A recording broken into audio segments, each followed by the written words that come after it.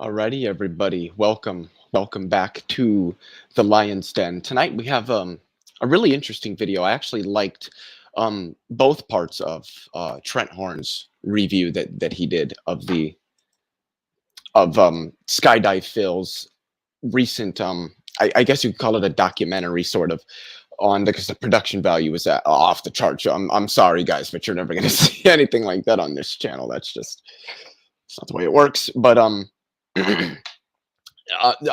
so I am doing a response to part two. There is a reason why I'm not doing a response to part one, and that's largely because I actually agree with most of what Trent outlined in the first part of his response. By the way, I did link both parts. The second one first, since that's the one that I'm reviewing in this video, and then the first one down in the description below if anybody's interested. But so the first one is mainly going over the concept of infinity and how Dr. Craig argues from the concept of infinity and sort of, you could say, this problem of infinity with instantiating the idea of an actual infinite in reality. And the thing is, I like I said, I actually agree with a lot of most of what Trent said in that video and how he outlined and further elucidated Dr. Craig's position with respect to the idea of infinity. And I didn't see it really necessary to provide a live or an edited response to that video. There just wasn't enough content that I would have contended with that would have made for anything substantive for with respect to making a video. But I watched the second one, and I really liked a lot of his responses, and again the way that he elucidated things. But naturally, there's much more that I would contend with in the excuse me, in the second part of his response. And so that is what I'm going to be doing a review of here. And like I said, both parts of his response are in the description of this video below. So if anybody wants to see those, they are free to check those out. But let's get this started, shall we?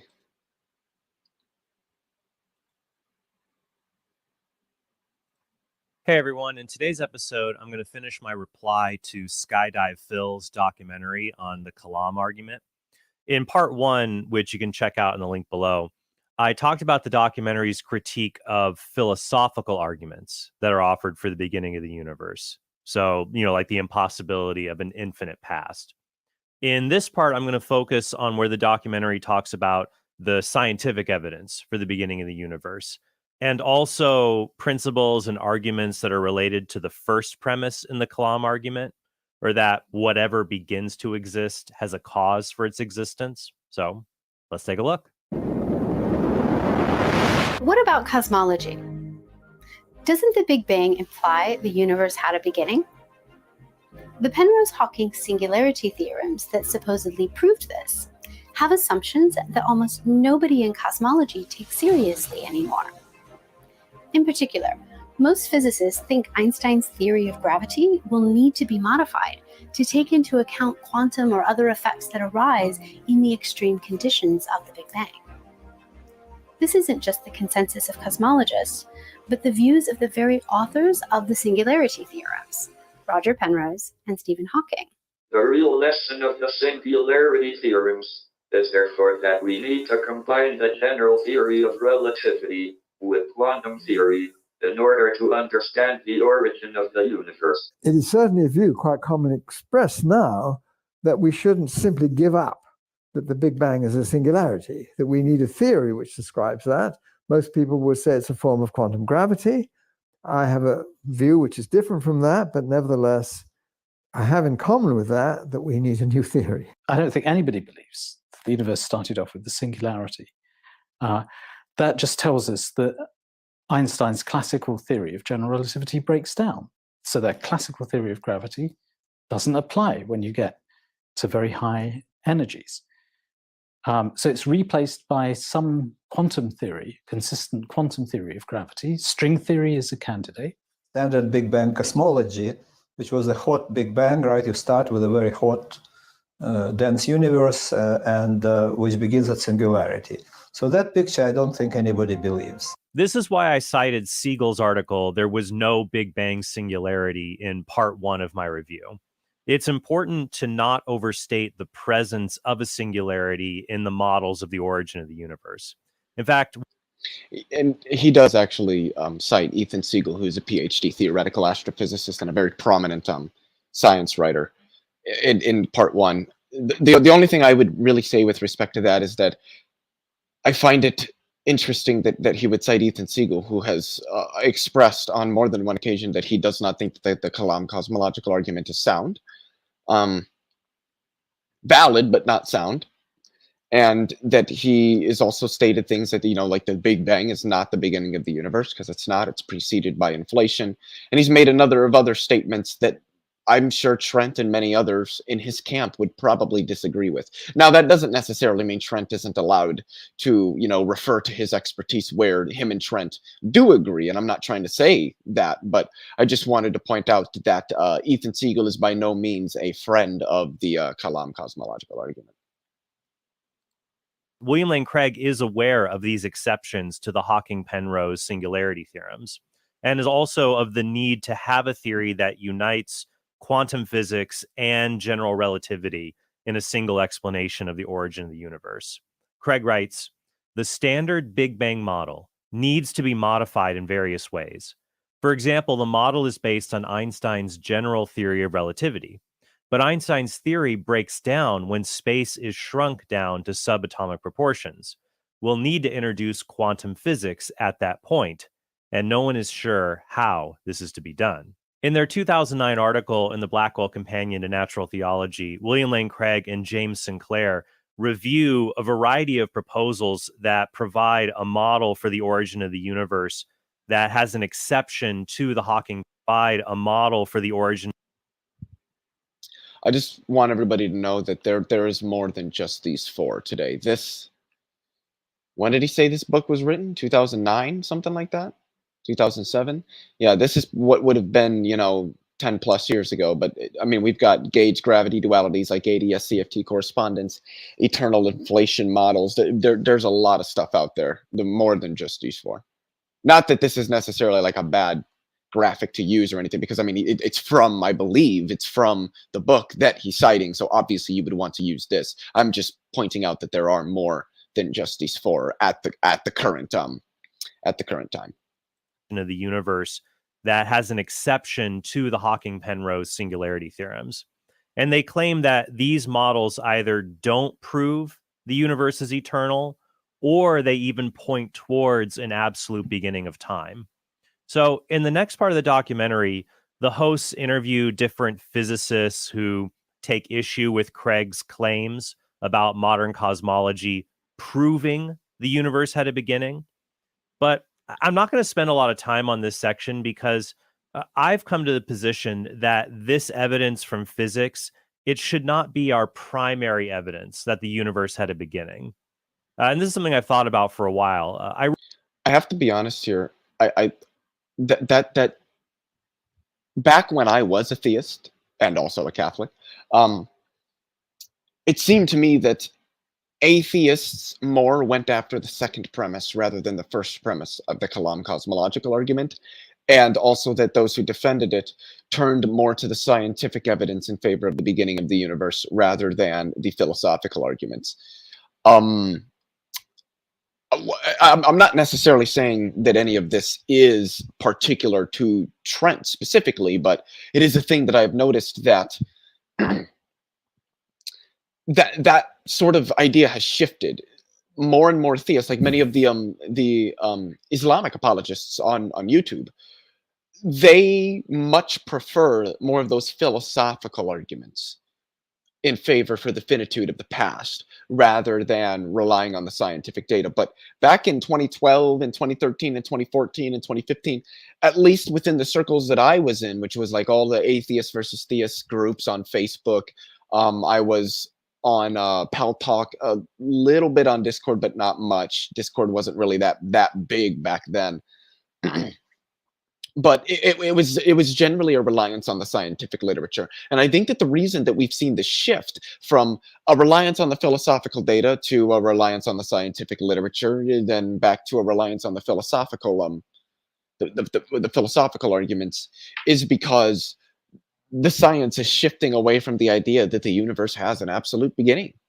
I guess you could say that the conclusion that the universe has an absolute beginning is underdetermined by the data, and that is to say that the data isn't enough to take that particular conclusion and make and increase its probability over and above any of the other potential models that we have. So what you would say is that in such an instance, the data underdetermines this particular model with respect to any of the other ones, because it doesn't put it on any greater evidential or epistemic ground than any of the other models. So that I think that is something that's important to point out here. I wrote this in my first book, Answering Atheism, that was published back in 2013. This is what I wrote about the scientific evidence for the beginning of the universe. I wrote, a critic could object that all appeal to scientific evidence for the beginning of the universe can never be conclusive. He might say that science is a tentative enterprise and that theories are easily overturned by the next scientific breakthrough. Now, we should be open to where the evidence leads and not engage in brash overconfidence. At the same time, I think it's fair to note that the history of cosmology describes how more and more evidence has been added to confirm the Big Bang model. However, the tentative nature of science is why I consider the philosophical argument for the finite past to be the main part of the Kalam cosmological argument. The scientific evidence simply serves as a confirmation of the conclusion reached in the philosophical arguments. It's the scientific icing on the philosophical cake. And what I want to say with respect to this is that, and again, I as well can cite Ethan Siegel here, and not just Ethan Siegel, but people like Sean Carroll, people like Leonard Susskind, and many others in the field. The Big Bang is not the beginning of the universe. We know that something precedes the Big Bang, and that is inflation. Big Bang is what was set up by inflation and what occurred after it. So evidence that confirms that the universe very early in its evolutionary history was in a very hot, very dense state does not mean that the history of the universe cannot be extended indefinitely into the past. Now, I do want to say quickly that my personal belief is that the history of the universe cannot be extended or is not extended indefinitely into the past, but I very much recognize that I could very easily be wrong on that. I don't think that it is, but I could be wrong. But aside from that, it's just that the scientific evidence that we have doesn't really confirm the idea of an absolute beginning, and again, such a conclusion is ultimately underdetermined by the data that we do have available to us. End quote. Nowadays, I'd probably phrase it this way: the evidence from physics provides models that allow for a finite past and models that allow for an infinite past. So this means the findings of modern cosmology are consistent with a finite past, even if they don't conclusively prove the past is finite. And this part of the and see that's Trent is essentially saying here what I just said, that ultimately the data underdetermines the idea of a finite past. It's consistent with it, but not to any greater degree than it is consistent with other viable models that are out there. So again, we don't see the idea of a finite past being put on a greater evidential or epistemic ground than any of the other models. So we can't really say then that the data supports that model over and above any of the others. The data underdetermines that model. And that's essentially what, obviously he's putting in different words here, a little bit more simplistic, but he's at least I am seeing him as saying the same thing here. Documentary backs up what I'm saying, because it only seeks to defend the possibility of cosmological models that allow for an eternal universe. It doesn't disprove models that include a past finite universe. At one point, they even say this: Just as there are theorems that prove the universe had a beginning, there are also theorems that imply the opposite. I think you can prove anything. Theorems are very strange things, because you can have a theorem to prove anything as long as you assume the right things. In a way, that's a problem. Another point I want to bring up is the discussion they have about the pre-Big Bang scenario, that's described in the documentary. So there are popular magazines that will talk about these models as if they disprove the beginning of the universe or the past being finite. But the authors of these models are much more cautious about their findings and their conclusions. Physicists Gabriele Veneziano and Maurizio Gasparini write the following. The so-called pre-Big Bang scenario described in this report has to be seen in the above perspective as a possible example, even just as a toy model of what cosmology can look like if we assume that the sought-for standard model of gravity and cosmology is based on some particular version of superstring theory. It is a priori far from obvious that the state of the art in this field can provide an unambiguous answer to this question. In his book, Reasonable Faith, William Lane Craig points out one problem with the pre-Big Bang model in trying to use it to show that the universe is eternal. He writes, the pre-Big Bang scenario postulates an eternal, static space in which our observable universe originates via a Big Bang event a finite time ago. That's how one pre-Big Bang scenario describes that. That's not like how all of them describe it, just pointing that out. But since there is a positive probability of a black hole's forming in any patch of pre-existing space, such an event, given infinite past time, would have happened infinitely long ago, which is inconsistent with the finite age of our observable universe. What they have done, in effect, is to treat the past as a potentially infinite process approaching an infinitely distant limit, rather than as an actually infinite sequence of events, having no beginning, but an end in the present. My point in bringing this up is to let people know that Craig is aware of these other models, as can be seen in the relevant chapters in his book, Reasonable Faith, and his essay in the Blackwell Companion to Natural Theology. And that essay also includes personal correspondence with the physicists and other authors, including some that are featured in this documentary. You can also see replies like these in Craig's debates and public lectures. Let me share a few of them. First, there's the issue of the Borde-Guth-Vilenkin theorem. I'll let the documentary summarize it and then show Craig's response to that in a debate with Peter Millikan. This, you know what? This is gonna be an interesting one, because the Borde-Guth-Vilenkin theorem is certainly one that is oftentimes not properly represented, and the clip that we're going to see here is also something I find. There is a quote in it from Alan Guth, one of the authors, and I find it very interesting. There's also one from Alexander Vilenkin. I don't know if it's in the clip that we're going to see here, but I know that it is in the in Skydive Phil's actual documentary. Physics community abandoning its belief in the applicability of the Penrose-Hawking theorem, Kalam advocates switched to a newer theorem known as the Borde-Guth-Vilenkin theorem, or BGV. This theorem was developed because the period of rapid expansion, known as inflation, that's believed to have taken place in the early universe, violates one of the assumptions of the Penrose-Hawking theorem, that gravity is always attractive. Inflation is also thought to be eternal into the future, creating an infinite multiverse. In 2003, Arvin Borde, Alan Guth, and Alexander Vilenkin were able to prove that any universe, which is on average in a state of cosmic expansion throughout its history, cannot be infinite in the past, but must have a past space-time boundary.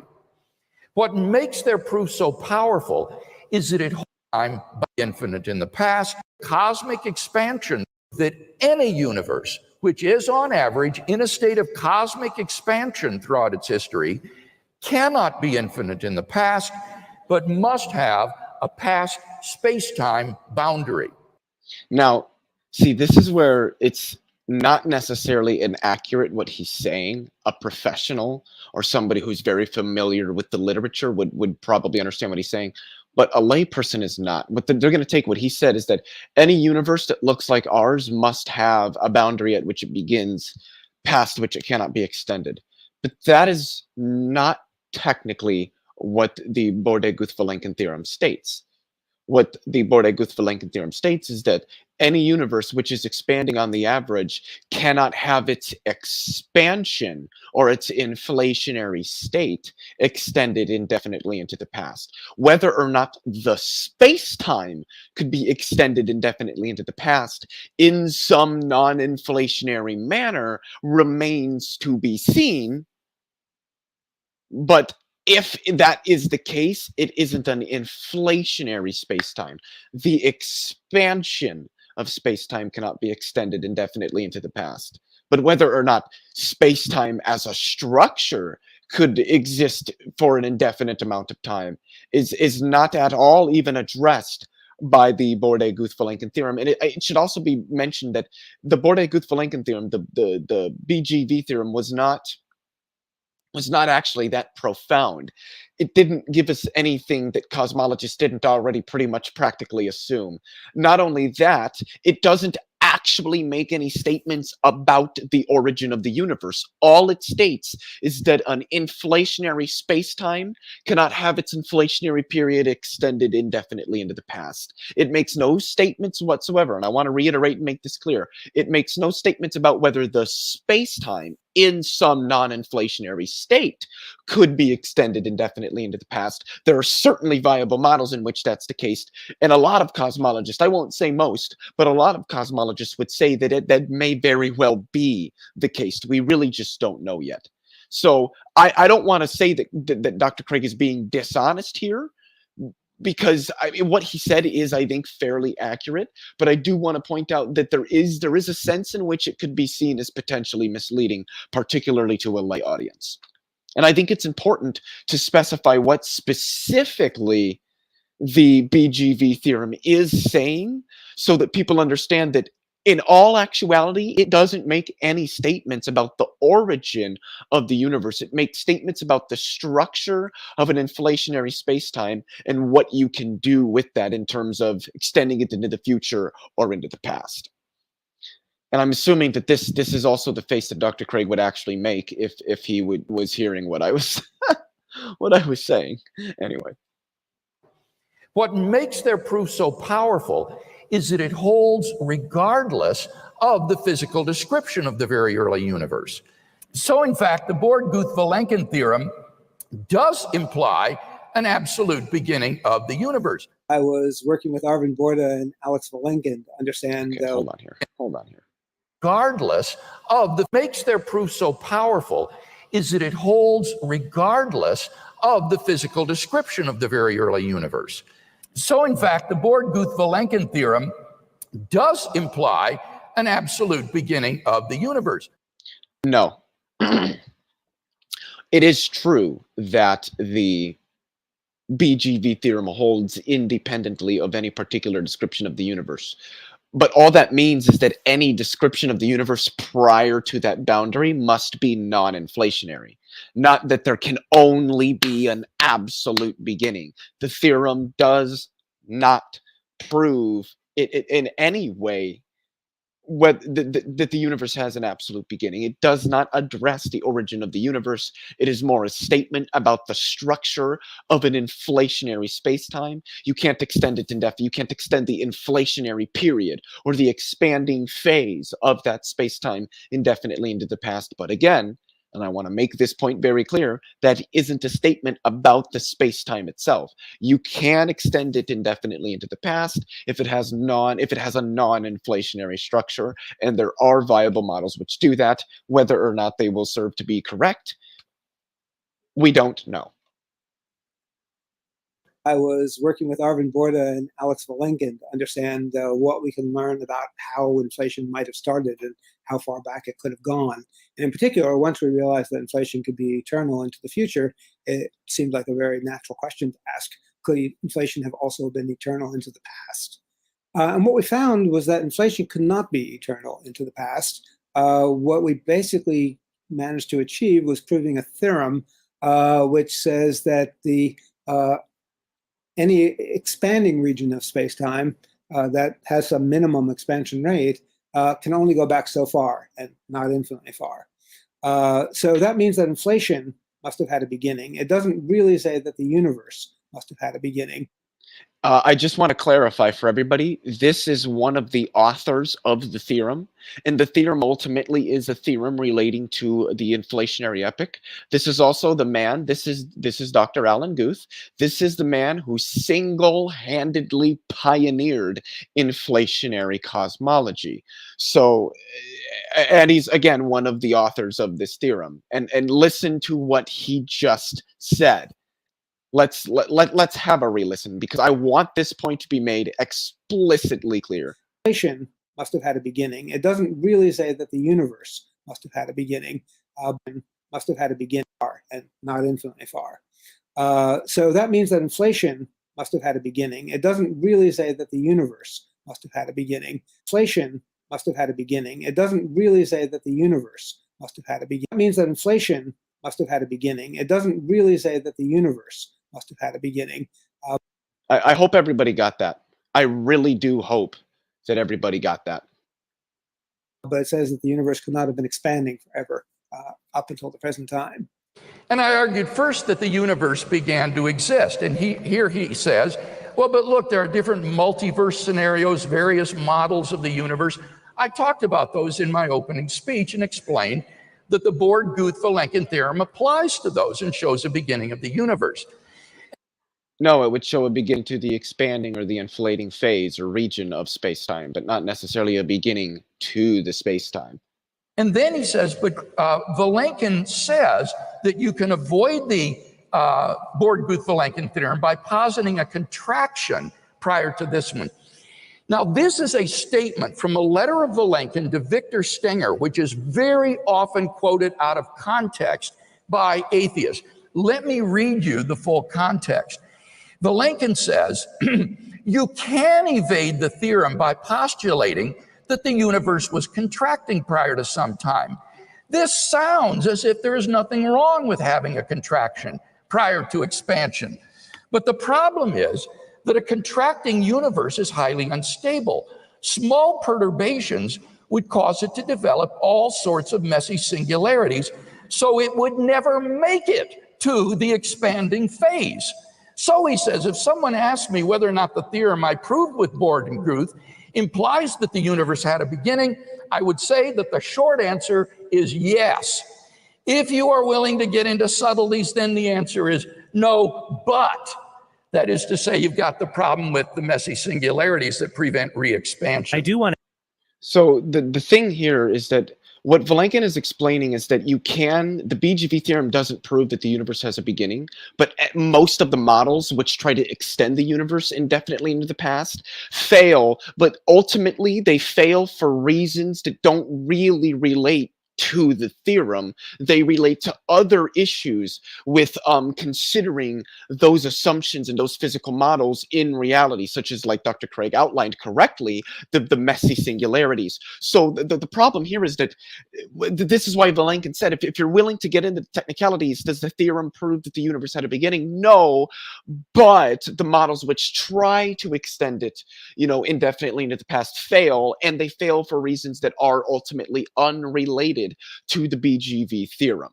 So this is the thing. The BGV theorem doesn't prove that space-time or the universe has a beginning. It shows that any expanding or inflating region with some minimum expansion rate cannot, that region of space-time, that phase, cannot be extended indefinitely into the past. And then Vilenkin goes on to say, however, aside from that, there are other reasons unrelated to the theorem for why models that do attempt to extend space-time indefinitely into the past ultimately fail. And with regard to the quote, the very first part, what Mr. Stenger asks verbatim to Mr. Vilenkin is, does your theorem prove that the universe must have had a beginning? And Vilenkin replies, no. But it proves that the expansion of the universe must have had a beginning. You can evade the theorem by postulating that the universe was contracting prior to some time. At which point then Vilenkin goes on to show that, but those models fail for reasons unrelated to the theorem. And Vilenkin, I don't believe, personally thinks that the universe is extended indefinitely into the past. So again, just trying to provide some more clarification and clarity with respect to that. I want to add here that to the documentary's credit, they do offer a reply to this objection from Craig, though it's a somewhat speculative reply about this aspect of cosmology and astrophysics. And then Craig, of course, has other things to say about that kind of reply in the Blackwell Companion to Natural Theology. So these replies that Craig makes, they're interesting, and they should be judged on their own merits.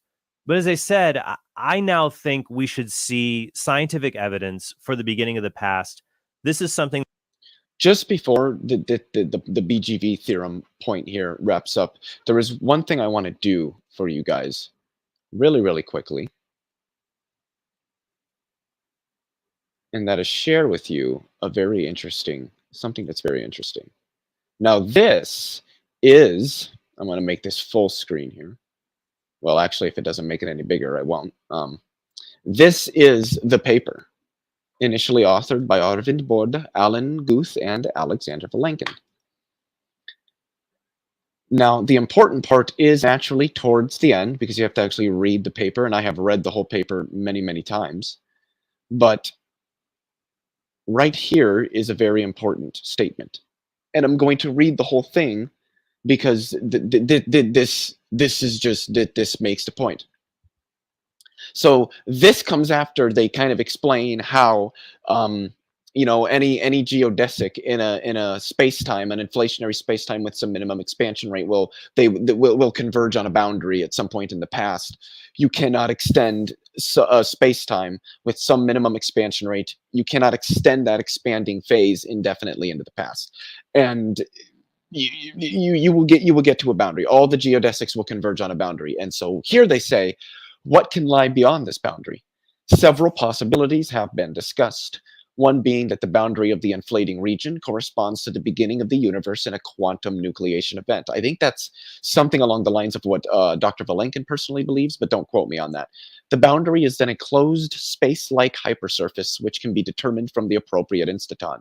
Whatever the possibilities for the boundary, it is clear that unless the averaged expansion condition can somehow be avoided for all past-directed geodesics, inflation alone is not sufficient to provide a complete description of the universe, and some new physics is necessary in order to determine the correct conditions at the boundary, end quote.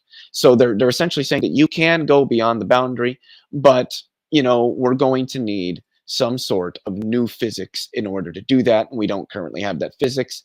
And whether that physics itself extends the history of the universe indefinitely into the past or not isn't going to be related to the BGV theorem. It's going to be related to whatever that new physics is. So just to conclude here, the BGV theorem does not in any way show that the universe, the totality of physical space-time reality and all of its contents must have an absolute beginning. It shows that a space-time with a minimum expansion rate cannot have the expanding phase extended indefinitely into the past. That is consistent with the Kalam argument, but isn't one of the major pieces of evidence for it.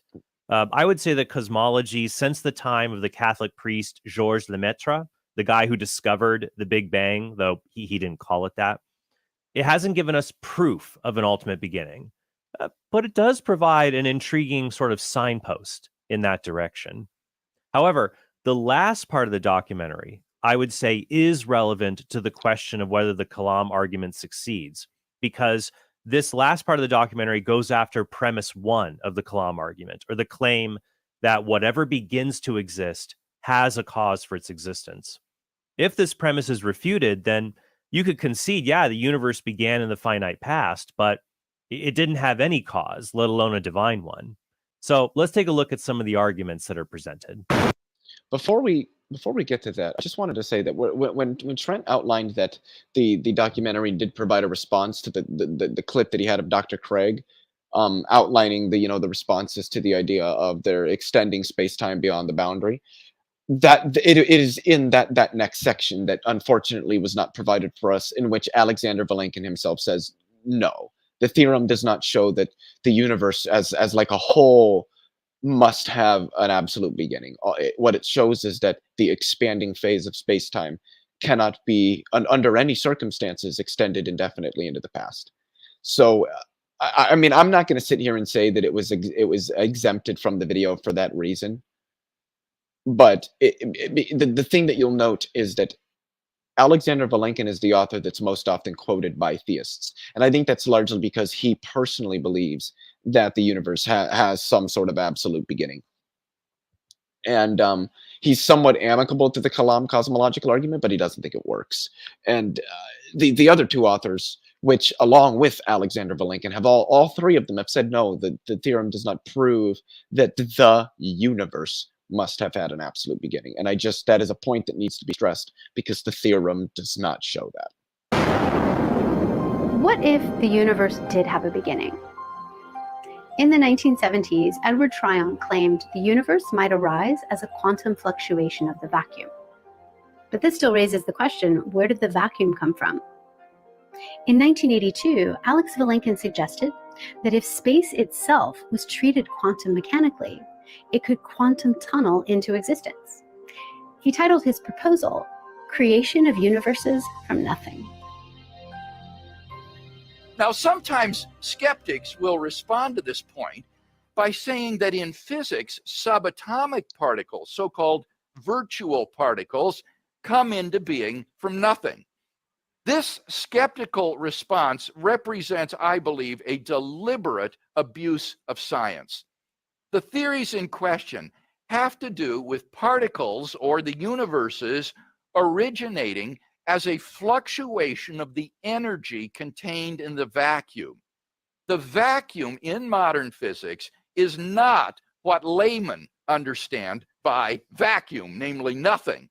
Rather, in physics, the vacuum is a sea of fluctuating energy governed by physical laws and having a physical structure.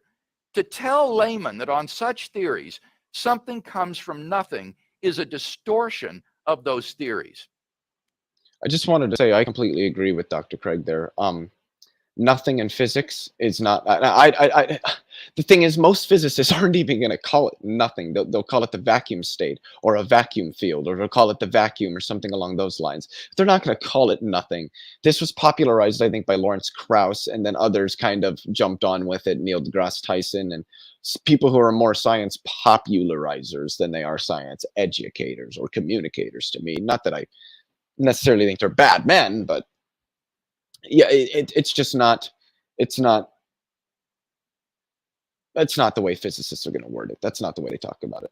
Properly understood, nothing does not mean just empty space.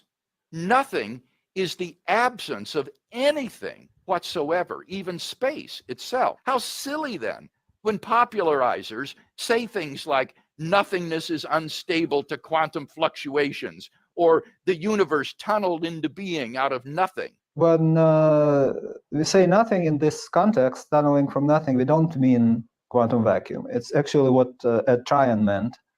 And here we have a state without space completely. So there is no vacuum. But if the universe did quantum tunnel into existence, what caused it? Many quantum mechanical processes do not require a cause. So, for example, if you have a radioactive atom, you know that it will decay, but you cannot tell when. There is a half-life time. For example, you can tell that in a year, the probability for this atom to decay is 50%. Then the year has passed, it didn't decay. The probability for it to decay the next year is still 50%. Eventually, it will decay. But if you ask why did it decay at that particular moment, there is no reason. There is no cause. So quantum mechanical processes like this are uncaused. And the spontaneous creation of the universe is of the same nature. First, Vilenkin's cosmological model of the universe tunneling from nothing, it's not the same as something coming from absolute nothing. And this is a point that Vilenkin himself admits in his 2008 book, Many Worlds in One. He writes that, quote, "The state of nothing cannot be identified with absolute nothingness." In a personal communication to Craig and his co-author James Sinclair, Vilenkin wrote, "I understand that a universe of zero radius is not necessarily the same thing as no universe at all." So proving that random events can happen in realms that are described by the laws of quantum mechanics, that doesn't do anything to show that something could come from a state of absolute nothing. True. That is true. Yes. Yes, or from absolute nothing. It also doesn't refute our general beliefs in causality, such as the idea that whatever begins to exist has a cause for its existence. Except that it kind of does. As Alexander Vilenkin, Dr. Vilenkin outlined there, if you were to take a radioactive atom, there.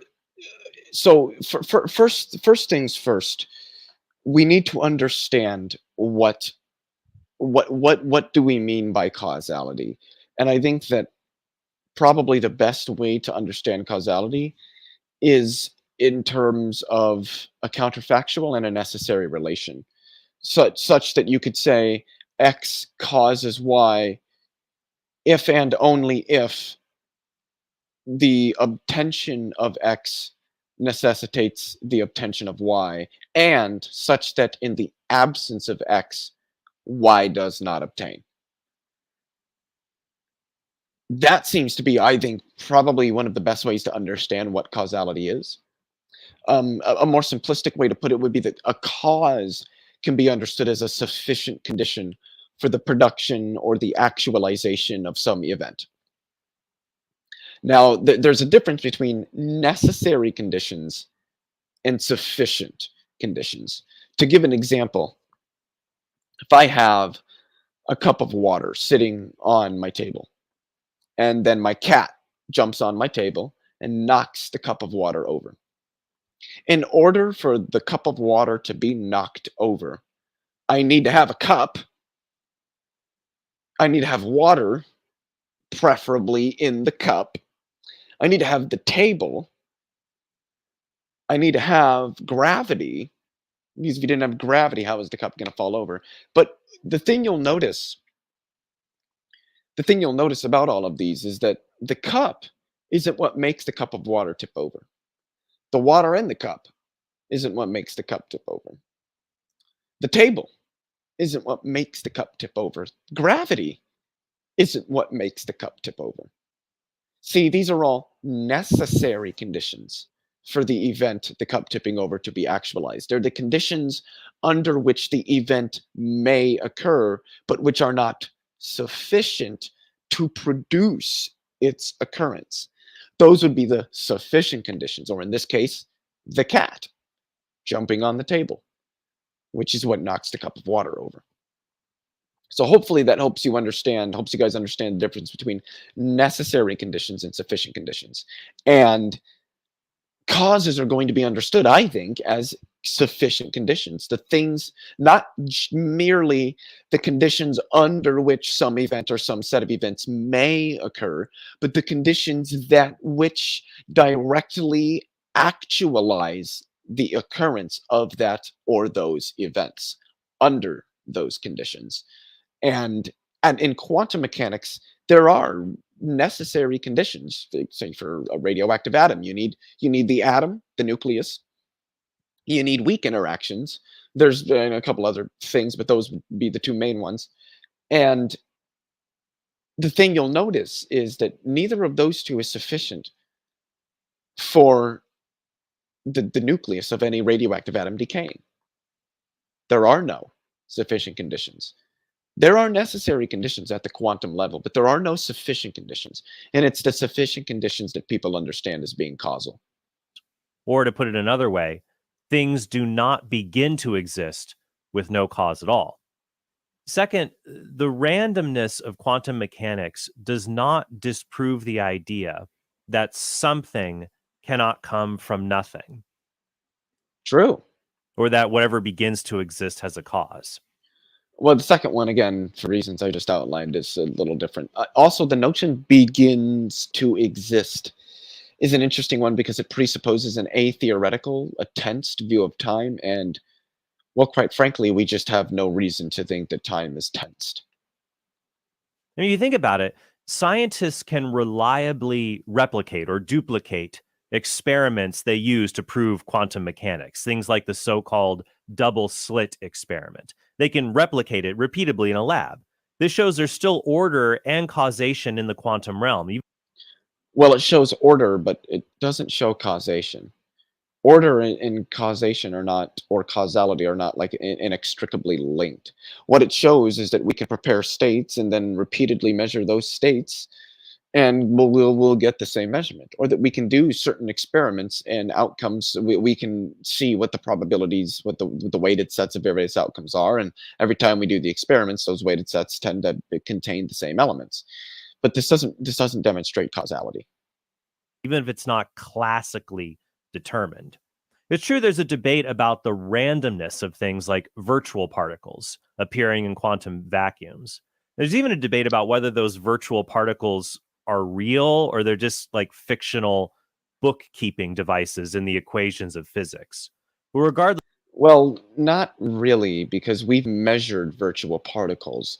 The Casimir effect is probably the most prominent example, where two, I believe, electrically charged plates were very, very small. Electrically charged plates were placed very, very close to each other, and it's either they began to repel or they began to attract. I can never remember which one it is, but it's one of the two, as a result of the virtual particle fluctuations in the electromagnetic field. So we have directly detected these fluctuations. They're not fanciful conventions that we use to make the math look cool. They're actual features of reality.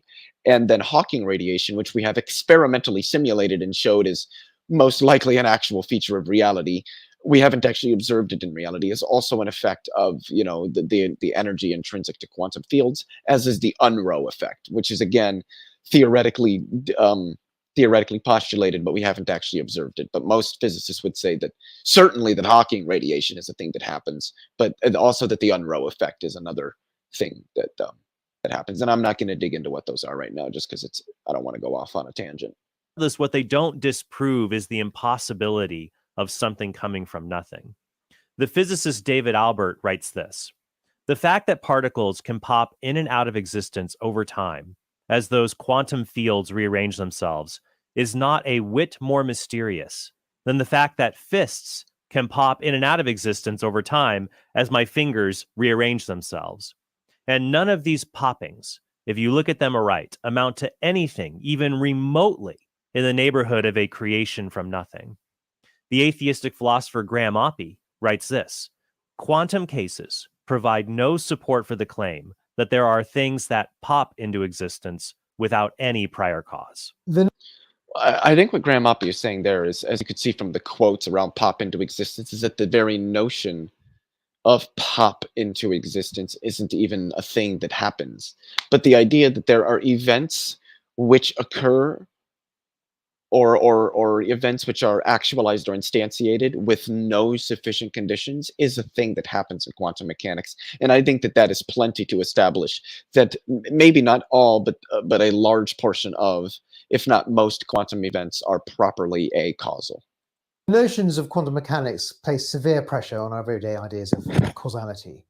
You might say, well, there are some interpretations of quantum mechanics that allow for causality and determinism, and it's true there are, but then there are other interpretations that don't. Since the Kalam asserts that everything that begins to exist has a cause, its defenders carry the burden of proof to show causality is maintained in quantum mechanics. No, a person who wants to undercut or rebut the basic intuition that whatever begins to exist has a cause has the burden of proof to show that what happens in quantum mechanics refutes these principles. I'm sorry, but that is a fallacy of shifting the burden of proof. That's what the video said is true. You cannot presuppose that causality, because it's somewhat intuitive to us, is thereby a fundamental principle or law of reality. That's the thing that needs to be argued for. You can't just presuppose it because, well, I intuitively feel it, then claim now it's your job to prove it wrong. No, you need to show why, despite being an intuition, because I could go on about how we can't always rely on our intuitions, you would need to show why we should presuppose, just based off of our intuitive feelings, that it is a fundamental part of reality, when it very clearly doesn't seem to be. Now, I'm not going to say that Trent Horn is doing it like purposefully, but I do think that is technically a burden shift fallacy. Merely showing how other kinds of causes exist, like probabilistic causation, that doesn't. Well, the thing is, the term is somewhat contradictory. What does it mean for X to cause Y if Y does not always occur in the presence of X? If you can get X but might not get Y, in what sense does X cause Y? And the thing with probabilistic causation is, we going back to the concept of necessary and sufficient conditions, we can shift around maybe certain sufficient conditions that could arise under a set of necessary conditions and change the probability of certain events occurring over others as a result of those sufficient conditions. We could also do the same thing with the both necessary and sufficient conditions. In which case, because you have sufficient conditions there's a sense in which there's causality there, and you can essentially change what's going to occur based on changing the conditions under which they may occur, or the conditions that may or may not produce these events.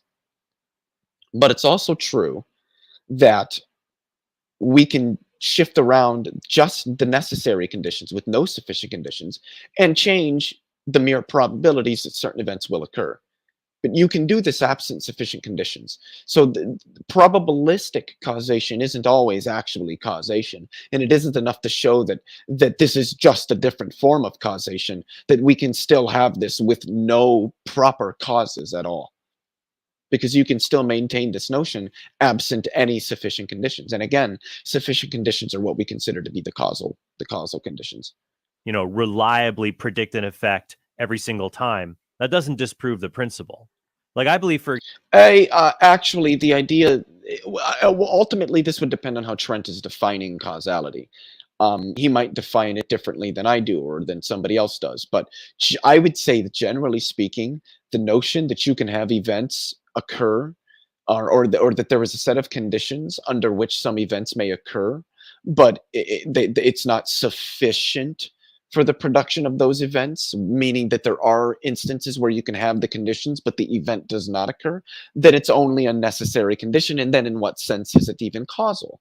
So, I mean, like I said, ultimately, this would come down to how Trent is defining causality here. But under traditional, I would think under traditional notions of causality, this idea would certainly undercut the causal principle, as it's often called. For example, there's agent causation. That's totally unpredictable. Well, that presupposes libertarian free will, but that's a discussion for a different time. Because I could say a random word like jorbil. But was it truly random? I mean, or was it determined by the state of affairs that you found yourself in terms of making this video and making a point through an argument? Anyway, that, like I said, that's a discussion for a different day. And the laws of physics can't predict when I'm going to verbally utter a word like...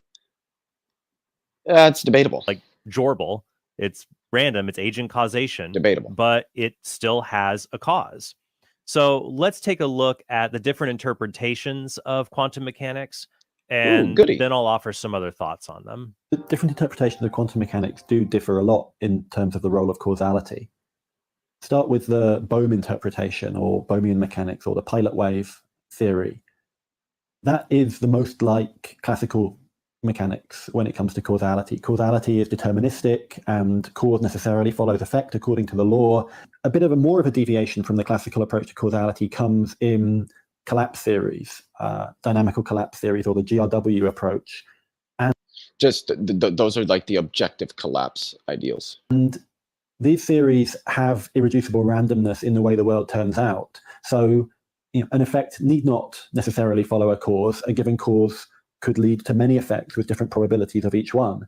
And there would be nothing in the world that explains why one effect happens rather than another. In the Copenhagen interpretation, things are acausal simply because it's kind of built in the nature of interpretation.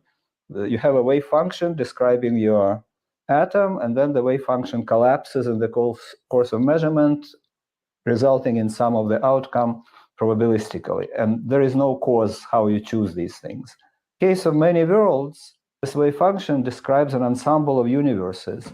And in different members of the ensemble in different universes, you get all possible outcomes of your measurement. In quantum mechanics or quantum physics, there are different interpretations of the data from experiments, ways of trying to understand what is and isn't happening in these experiments. The most popular approaches to this question, they say that these events in the quantum world are random and uncaused, or at least they're indeterministic. But these aren't the only approaches, and physicists, they're divided on which interpretation is correct. The late atheistic cosmologist Victor Stenger wrote, "Other viable interpretations of quantum mechanics remain, with no consensus on which, if any, is the correct one. Hence, we have to remain open to the possibility that causes may someday be found for such phenomena." The next So I think this is a good place to stop and discuss here. The thing with quantum mechanics is, and with interpretations is, there are three things that have been, by all rights, effectively proven, and this is why things like Bohmian mechanics or the Broglie-Bohm interpretation or pilot wave theory, whatever you want to call it, which weren't really ever popular to begin with, are certainly just like not at all popular today, because they cannot account for things like the violation of Bell's inequalities, the violation of the Legge-Garg inequalities, and the Koch and Specker theorem. Now I'm going to explain what these three things are, but before I do, what I want to state is that any interpretation of quantum mechanics has to have an account for these things. Bell's inequalities essentially are what established the idea of non-locality. Think of like entanglement. The Leggett-Garg inequalities establish that reality is fundamentally indeterministic. And then the Koch and Specker theorem establishes that reality is fundamentally, at the quantum scale, is fundamentally contextual. And what that last one means is that what you measure for any system is going to depend on how you're measuring it, what system you're measuring, and most importantly, against which you're measuring that system. What sorts of contexts does the system that you're measuring stand in with other potential systems, background quote unquote systems? And when you look at all of these, the violation of the two inequalities, and then the theorem, it's like the hidden variable models just don't work. And there's many. Quite frankly, I would say that there's really only three that work. And I think it's also important to say here that, and this is also an opinion that is growing in popularity amongst both physicists and philosophers, that the Copenhagen interpretation isn't even really an interpretation, because it doesn't really make statements like the other ones do. It's what you have without an interpretation. It's sort of just the raw data. So the three interpretations that are most popular are going to be the Everettian interpretation, or the many worlds hypothesis, objective collapse interpretation, or GRW, and then Carlo Rovelli's relational quantum mechanics, which is what I hold to. And I think that it's the one that best accords with the violation of Bell's inequalities, the violation of the Legge-Garg inequalities, as well as the Koch and Specker theorem. And as a result of that, we can actually, because this is the most common objection to the causality doesn't exist at the quantum scale argument, is that, well, this depends on your interpretation. Technically true, but we've limited it down to really just three interpretations, in all of which the indeterminism is maintained. So the idea of proper causes in all three of the most likely, at least currently most likely interpretations, simply doesn't exist. So, and that's because indeterminacy is a feature of reality that has to be accounted for. Next academic being interviewed takes aim at William Lane Craig's interpretations of quantum mechanics and how it affects the Kalam cosmological argument. In defense of the argument's first premise, Craig makes use of de Broglie-Bohm theory, also known as pilot wave theory. And in defense of the argument's second premise, Craig makes use of neo-Lorentzianism. Now, at least amongst physicists, both de Broglie-Bohm theory and neo-Lorentzianism are considered to be fringe and disreputable. Therefore, although Craig might seem to be simply appealing to common sense or to mainstream science, Craig is actually appealing to theories that do not enjoy wide philosophical or scientific support. Okay, so Linford is critiquing Craig's use of the de Broglie-Bohm interpretation of quantum mechanics and neo-Lorentzian interpretations of relativity theory. I talked about Craig's use of Lorentz in part 1 of my review, so let's... He did, and all he really said is that reiterated two things. The first, both of them are arguments that Dr. Craig makes amongst some others. The first one is that, well, there's this notion of cosmic time, which seems to be this sort of this absolute time, except that it's not. Cosmic time is entirely arbitrary and conventional. It's taking our physics back the furthest we can. We take a clock back there. We set that clock to t=0, and we let it tick at 1 second per second up until the modern point, and we get 13.8 billion years. It's completely conventional. It's completely arbitrary. It isn't some actual clock or some actual reference frame that exists in reality. Again, it's just another reference frame that we define and we use to simplify the math.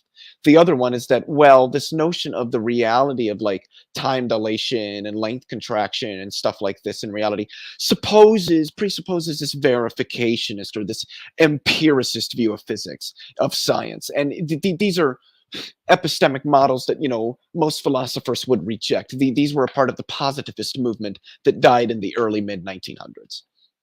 But the problem is that epistemologically, science uses both a verificationist and an empiricist epistemology. That's what specifically science uses. And then people who say that that's all we need with respect to particularly scientific methodologies would be scientistic.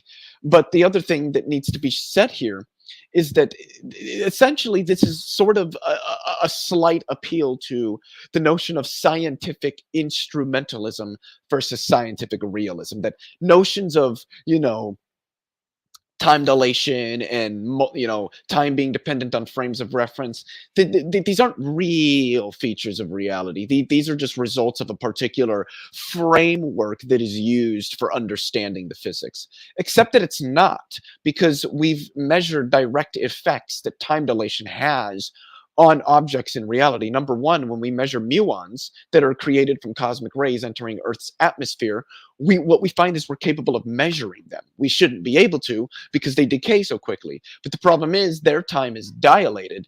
So with respect to their frame of reference measured against ours, their decay happens later than it otherwise would between the two frames of reference, giving us the time, so to speak, to be capable of observing them. We are directly observing and measuring time dilation effects in reality.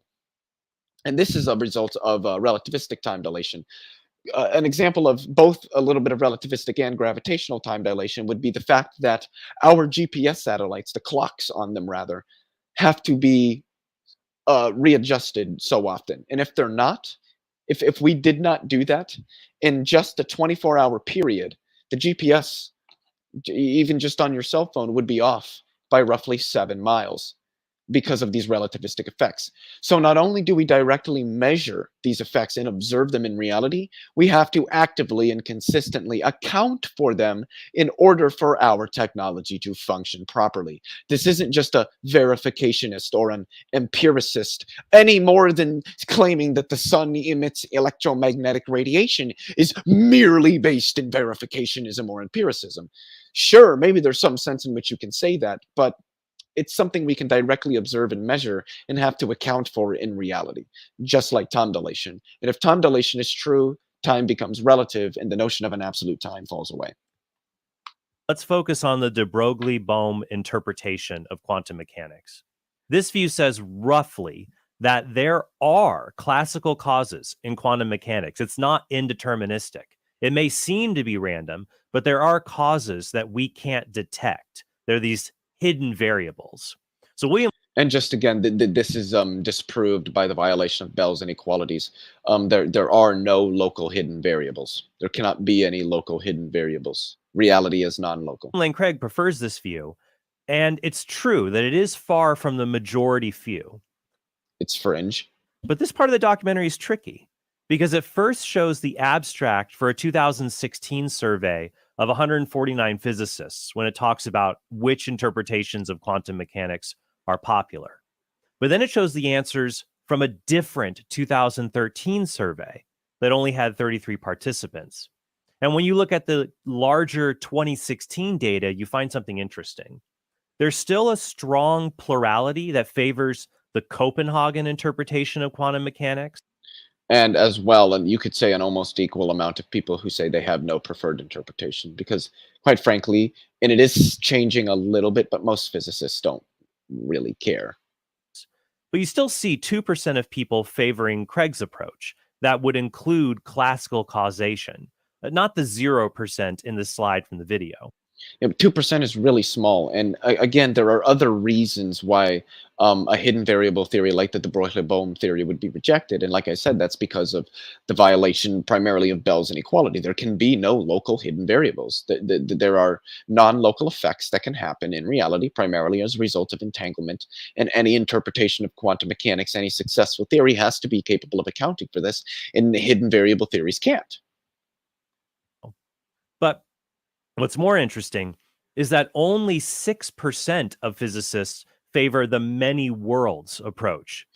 Well, the thing is, I have no preferred interpretation of quantum mechanics there at the bottom, and then up here Copenhagen, which again, more and more philosophers and physicists are saying isn't even really an interpretation. So all this can be said to show ultimately is that the vast majority of physicists just don't have something like what 30, 40, 50, 60.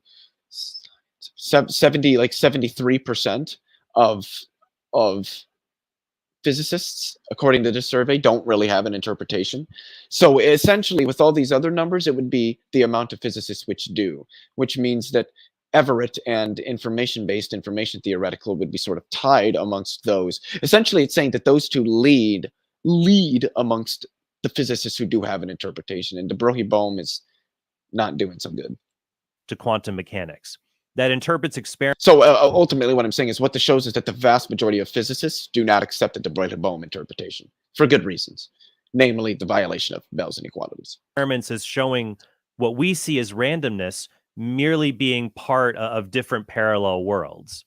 Now, I wonder if this guess. But by the way, I do think it is worth pointing out that I don't think Trent is necessarily defending the de Broglie-Bohm interpretation, simply pointing out what he thinks is something that the video kind of did that he views as probably being a little bit dishonest or at least disingenuous, how they switched between those two papers.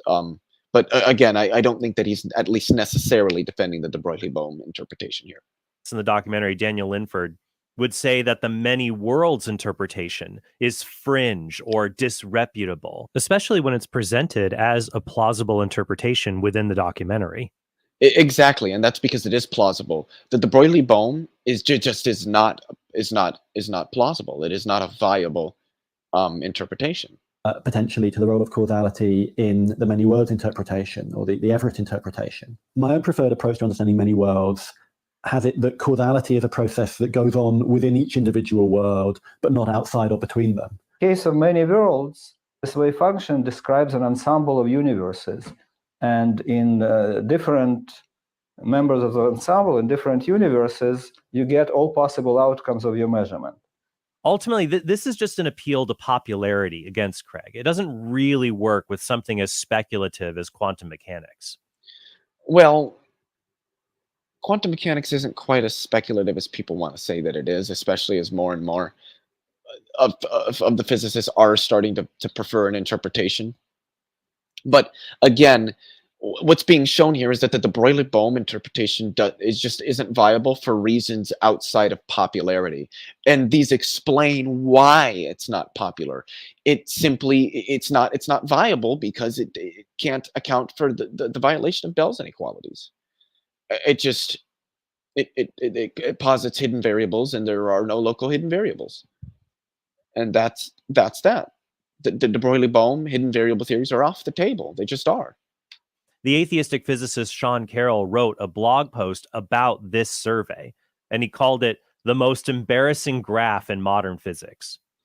Yeah, but the reason he wrote that is largely because he was, he kind of explicates this a little bit, that he was upset that so many physicists don't have an interpretation or are holding out for the Copenhagen, rather than, taking it. And it's also that, his preferred model, the Everettian interpretation, didn't have as much popularity either. So that's why he's saying that it's embarrassing. Sean Carroll would agree with me, certainly, that the hidden variable interpretations simply aren't going to work. There's things that essentially refute them, namely the violation of Bell's inequalities.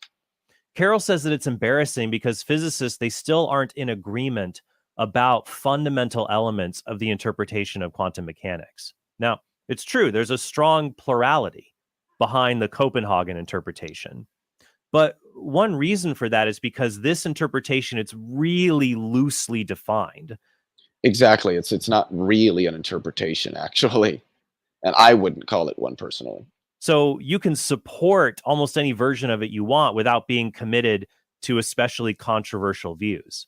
So here's what Sean Carroll writes. He says, I'll go out on a limb to suggest that the results of this poll should be very embarrassing to physicists.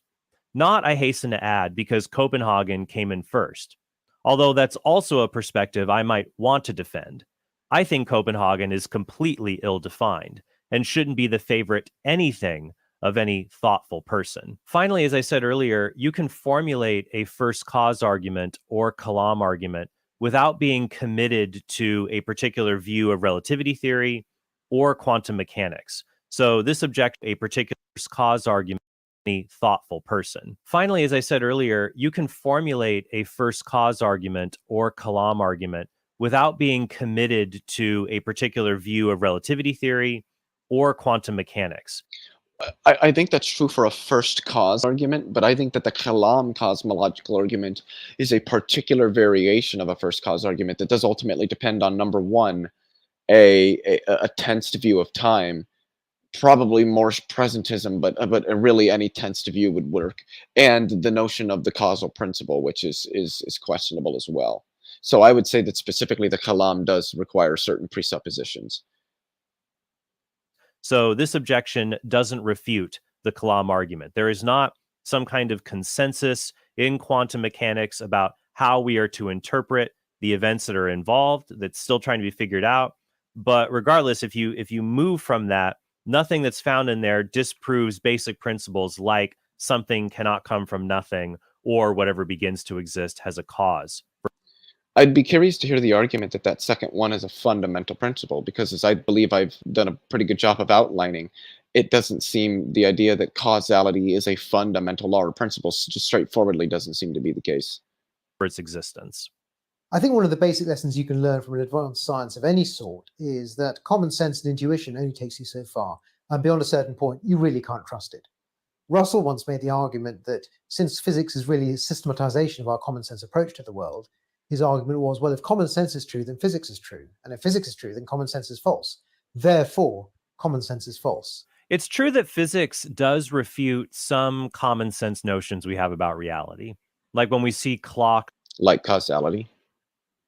Like absolute time. Running slower with relativity theory, or particles acting in strange ways in quantum physics. But science also depends on elements of common sense. For example, it's common sense that the laws of physics that were true yesterday will be true today, and they're going to be true tomorrow. This is what allows scientists to replicate experiments and to keep them constant and to update their findings. But there's no scientific experiment that shows the laws of physics are uniform in this way. It's an intuition. Well, that depends, because what the laws of physics are derived from are experiments which give us symmetries in nature, and per Noether's theorem, for all observed symmetries in nature, there must be some corresponding conserved quantity, and the conserved quantity generally gives the law of physics. So that would depend on how terms are being it just depends on how these terms are being interpreted. Intuition we have prior to doing science. Likewise, there's other basic metaphysical intuitions about the world we use to interpret scientific findings. And one of those is that things do not begin to exist without some kind of cause. If that was a legitimate solution to phenomena we saw in the universe, that, well, things can begin to exist without a cause, things can happen without a cause, there would be no way for scientists to rule that out for unexplained phenomena, for example. So it's not included out and happen without a cause in the universe that, well, if that was a legitimate solution to phenomena we saw in the universe, that, well, things can begin to exist without a cause, things can happen without a cause, there would be no way for scientists to rule that out for unexplained phenomena, for example. Of course, if there is phenomena we don't understand, we can't necessarily say that it is or is not causal. Yeah. So it's not included because we have this basic intuition prior to doing science about how reality works. So true, science. And then we do scientific experiments and sometimes find that those are misplaced. Science does show some common sense beliefs about the world are false, or at least they're incomplete, but it doesn't disprove basic metaphysical intuitions that we have about reality. If something could come from... But those basic metaphysical... So I guess this is the point in time where I should explain a little bit about our intuition. So if you can imagine the scale of reality, and I don't just mean across space, but across time as well, you know, from all the way down to the fundamental quantum fields, all the way up to the universe.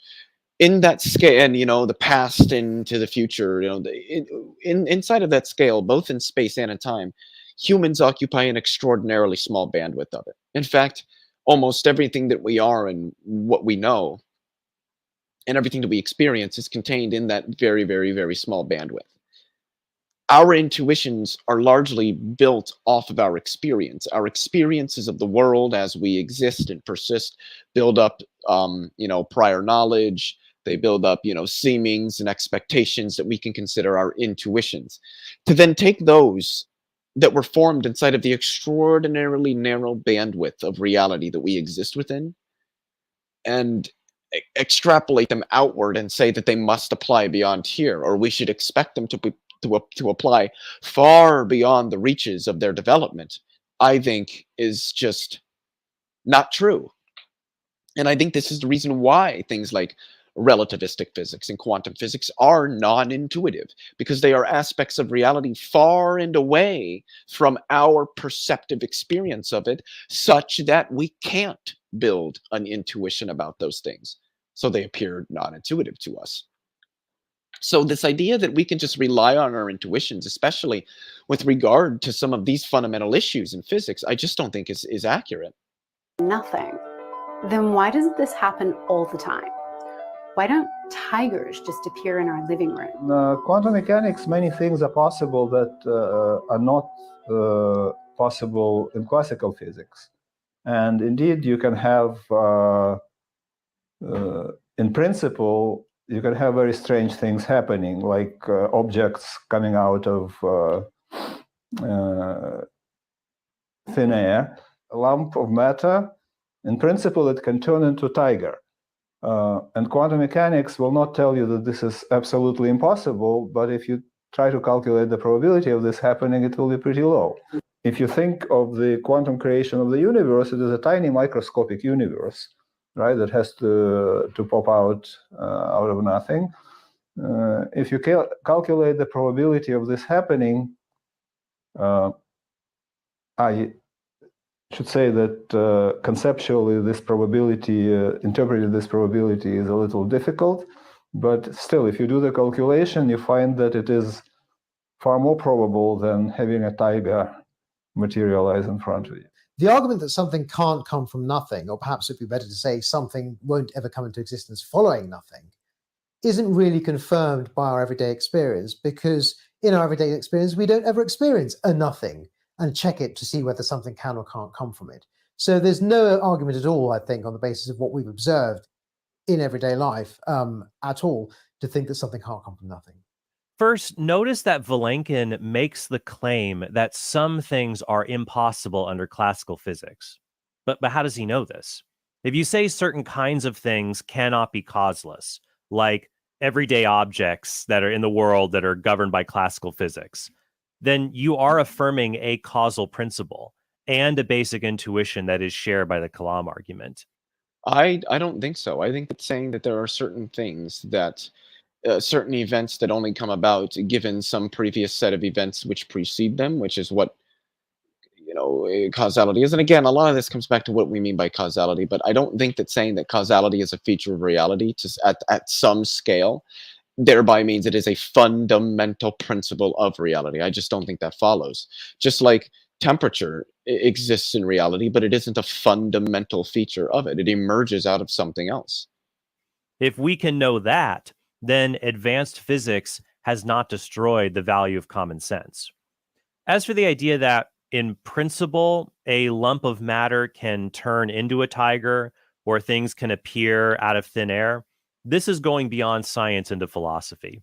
If by in principle, Vilenkin just means it's not logically contradictory for these things to happen, well, then he's ignoring all the other kinds of impossibility, like metaphysical impossibility we talked about in part 1 of my review.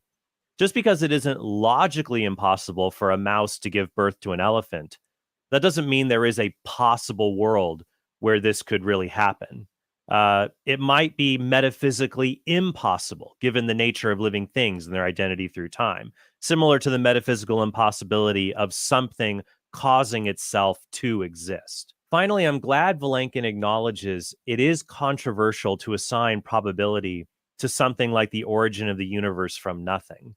That's because probability involves measuring relative interactions between existing things. Saying you can apply probability to the beginning of the universe from nothing is sort of like dividing by 0. What you're talking about is it's undefined, so we can't give any kind of probability for it, be it low or high. As for Arif Ahmed's argument, it's true, we don't observe absolute nothing and then check on it to make sure it stays nothing. But we also don't observe macroscopic objects like tigers or Toyotas coming into existence out of thin air. And this seems to make the situation worse for his objection, not better. We correctly assume thin air has no causal power to bring things like tigers into existence. From there, our ordinary everyday experience confirms that things can only come into existence if correct conditions are met. But absolute nothingness certainly lacks causal power or conditions of any kind to bring things into existence. So what we observe about thin air and what we infer about causal conditions from it would apply even more so in the case of absolute nothing. Now, in response, some people may say that in a state of absolute nothing, there are no laws of causation to prevent something from popping into existence. But I don't think it makes sense to talk about a state of nothingness. A state implies something. Instead, absolute nothing is another way of talking about universal negation, the complete absence of anything. And I also reject the view that laws of nature cause anything to happen. Laws of nature are just descriptions of things. Exactly. The laws of nature are descriptive, not prescriptive. Things that happen in the universe. The descriptions don't have any causal power themselves. That causal power lies in substances or concrete things that act in accord with their nature. And the laws of physics just describe the predictable nature of these things. Based. Now, what makes them predictable actually provides another piece of evidence for God being the ultimate designer of the universe, though that would be a subject for another video. It isn't just quantum mechanics that divides Most of what he said there was actually pretty fucking good. I agree with most of that. thinkers about the nature of causality. Philosophers are equally unsure of its merits. So causation is a classic philosophical topic in the sense that there's no agreement about it at all, and there hasn't been ever. There's lots of schools of thought about what causality is. At the one extreme, we've got a view like that of Russell, which you might call the eliminativist theory of causation, which really... I'm going to be honest, that's actually what I hold to. I am an eliminativist about causality. I would say that causality is much like the tenses of time. It's a result of our perceptive and intuitive experience of reality, but is not an objective or fundamental feature of it. There isn't any such thing as causality. Russell said if you look at the physics, certainly the physics of his day, and I think it's plausible to say about physics today as well, you know, it consists of equations, for instance, differential equations, and these relate states of a system at various times or at the same time, but they don't mention causal relations at all. And Russell's view was that the more developed a science is, the less appeal there is to causality in it. At the other extreme, or at least some way towards the other extreme, you've got views like the counterfactual theory, which says that A causes B means that if A hadn't happened, then B wouldn't have happened. But there are complications with trying to work out what exactly what's called the counterfactual, is supposed to mean, and that might in turn appeal to causality. So it may not even be a full account of causality at all. Or even further along the line, you might have a full-blown sufficiency account of causation, according to which A causes B means that A somehow makes or forces B to happen. And in between these extremes, there are all kinds of different theories. So it's a bit implausible if you assume, as the Kalam argument does, that whatever begins to exist must have a cause on the basis of our intuitive conception of what causality is. The intuitive conception of causality is vague and it covers a whole range of different things. And you really have to be clear about which one you mean more precisely before that argument can be given any force. So I just wanted to say that what he was essentially outlining there is that, well, the idea that whatever begins to exist has a cause is a statement that is underdetermined by it sounded like he was saying our epistemic understanding of what causality is. I mean, ultimately, this is all going to come down to how one understands causality and whether or not they're capable of showing that their interpretation of what causality is any better than any of the others. The problem with this argument is that you can affirm a basic principle of reality without having an entirely worked out theory behind the principle. For example, nearly everyone agrees other minds exist beside our own, and that there are mental states that aren't identical to brain states. This is true even among philosophers, where there is a wide variety of disagreement about theories of mind, or what is called the philosophy of mind. But in spite of this disagreement about that we don't have a complete theory of mind, you're still perfectly rational to affirm basic intuitions about reality related to our minds. Certain ones, yes, but not necessarily all of them. It's just going to depend on how these intuitions that we may have potentially accord with any potential empirical literature that we have access to. Like that I have one, you have one. It has properties that are different from the properties of my brain, and so on.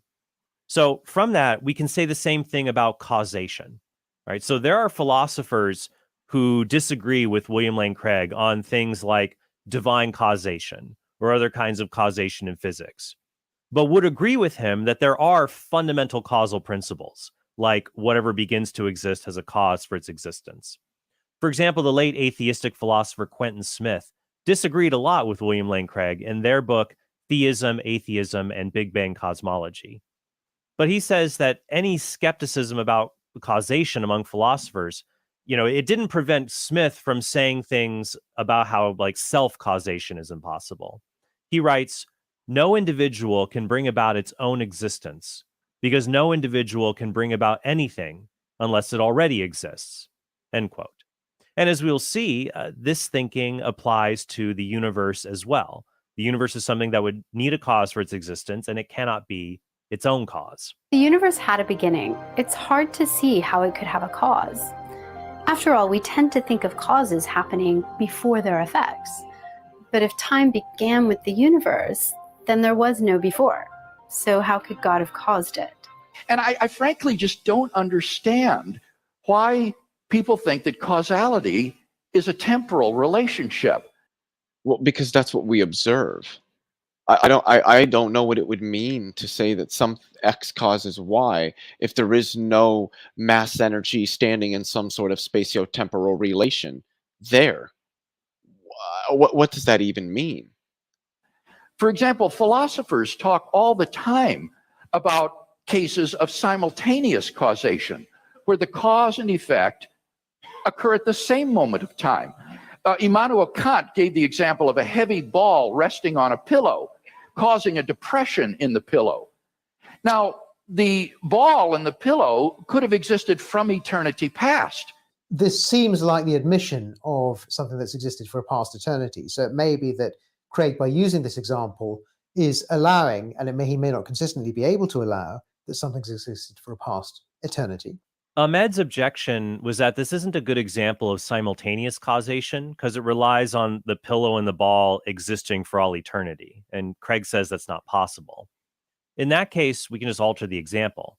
In fact, something I previously wrote on simultaneous causation appeared in one of William Lane Craig's questions of the week that are posted on his website.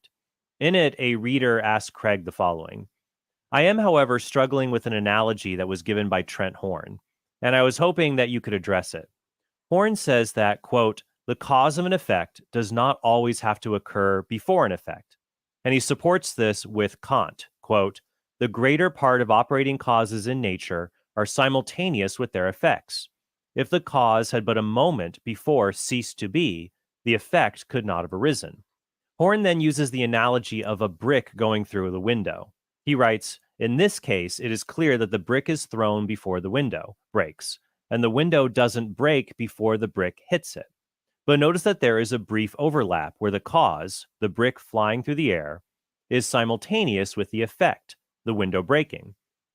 Wait, when? The brick will, the material that makes up the brick will strike the material that makes up the glass and transfer its energy to it such that the bonds between atoms can be sheared apart, resulting in broken glass. Like there's nothing simultaneous. And someone like me, a causal eliminativist, could say there isn't even causality here. There's just systems and how they're evolving in time and how they relate to each other as a result of the forces acting on them. If the brick disappeared even a microsecond before it touched the window, then the effect would never happen. So there has to be a moment where the cause and effect happen at the same time, end quote. The reader then asks, in this example, wouldn't the cause not be the brick itself, but the action of throwing the brick, thus making the cause and effect not simultaneous events? And here's William Lane Craig's response to the reader. He writes, I completely agree with Horn's Kantian claim that, quote, the cause of an effect does not always have to occur before an effect, end quote. Indeed, how could the cause and its effect not be simultaneous? As Horn says, if the brick disappeared even a microsecond before it touched the window, then the effect would never happen, end quote. Craig? Yeah, but doesn't that mean that the cause precedes the effect? Because if you remove that cause and it's before the effect, then the effect doesn't occur. If it's simultaneous with it, I would think the effect should still occur.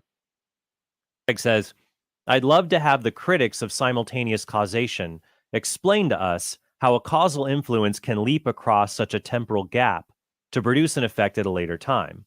Yeah, but our view doesn't posit that such things happen.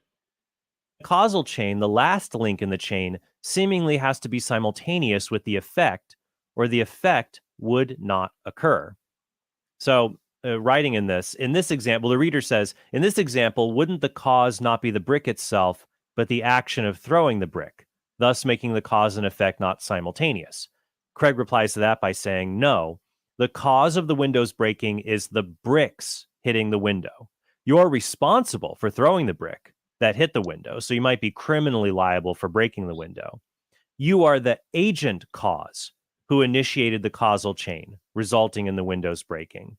Your throwing the brick is the remote cause of the window's breaking, but the proximate cause is the bricks hitting the window. So we see here, not only is simultaneous causation not problematic, it seems like we can't have a comprehensive theory of causation without some kind of simultaneous causation. I don't think that's been demonstrated. That's a really weird face. So there we go. I don't think that's been demonstrated. You haven't shown that a cause is simultaneous, because like when a brick is hitting a window, we can break this down, no pun intended, like to a science and say what actual thing is the cause and what is actually the effect. Like the minute that the brick and the window have met, is the window actually broken at that exact instant? Or is it at some point after that? I mean, so I don't think this has been demonstrated. It's also interesting that he gets into, remote causes versus proximate causes, because a lot of this is going to depend on how we're defining causation. And if that's the case, then we can apply simultaneous causation. Also, the thing I wanted to say about simultaneous causation is that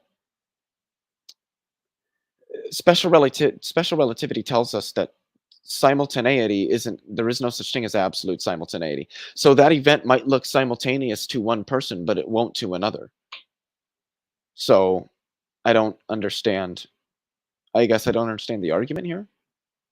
To the universe as a whole, saying that the effect of the universe coming into existence is simultaneous with God causing it to come into existence at the first moment of time. In physics literature, there is no such thing as simultaneous causation. So the notion of causality in physics always has a chronological nature, that basically the cause should precede the effect. And in this particular example of the ball and the pillow, if you just look at things as they are at one instance, then you cannot really make any statement about causality. But if you look at the history of what preceded what, basically you put a ball somewhere, and then its effect propagates with the speed of sound through the medium, and the pillow basically accordingly reacts to that. It's quite unclear what it means to say that one thing causes another if you lose the sort of context of space, time, and the laws of nature. And one very obvious reason for this is that many accounts of causation either explicitly or implicitly make reference to the laws of nature. Many of them also make reference to time. For instance, Hume's own definition of causation was that the cause must precede the effect in time and must be next to it in space, or there must be a chain of adjoining events in space. So we really can't make any sense of what it means for something to be a cause of another thing without time or space, any more than we can make sense of what it means for something to have a color or to have a shape or a size outside of notions like time and space. First, we can have concepts of things apart from space.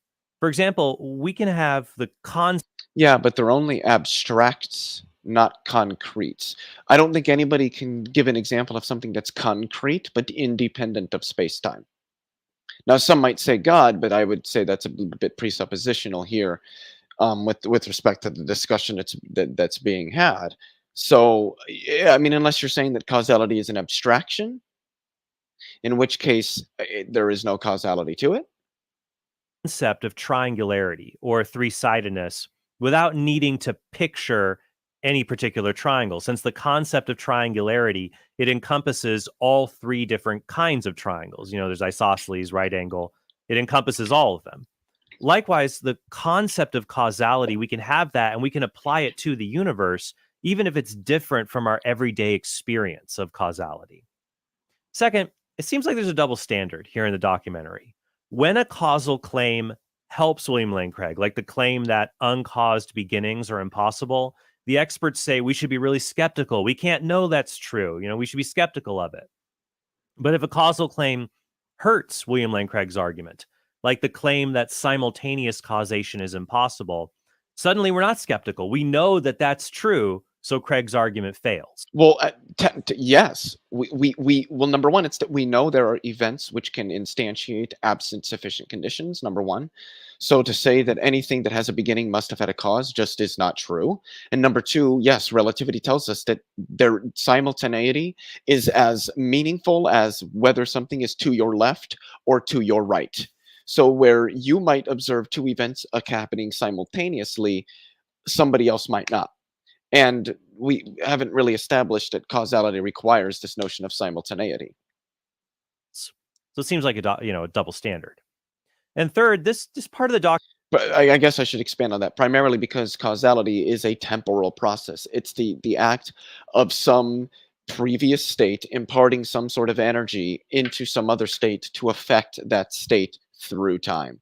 Documentary, it seems to contradict an earlier part that said that causation isn't really even an important part of physics. Russell said if you look at the physics, certainly the physics of his day, and I think it's plausible to say about physics today as well, you know, it consists of equations, for instance, differential equations, and these relate states of a system at various times or at the same time, but they don't mention causal relations at all. If these philosophers... Well, you got to remember here, Trent, he's not saying that this is the case with science. He was simply outlining a view of causality, much like that of Russell's, which is a sort of a causal eliminativism, that there is no, variable or coefficient for causality in the equations. All you have are just the equations and the way that they relate systems or states of systems in time. He wasn't saying that this is like somehow the standard. He was just outlining a potential position with respect to causality. Philosophers and scientists were consistent, they'd be aware that there can be many types of causes.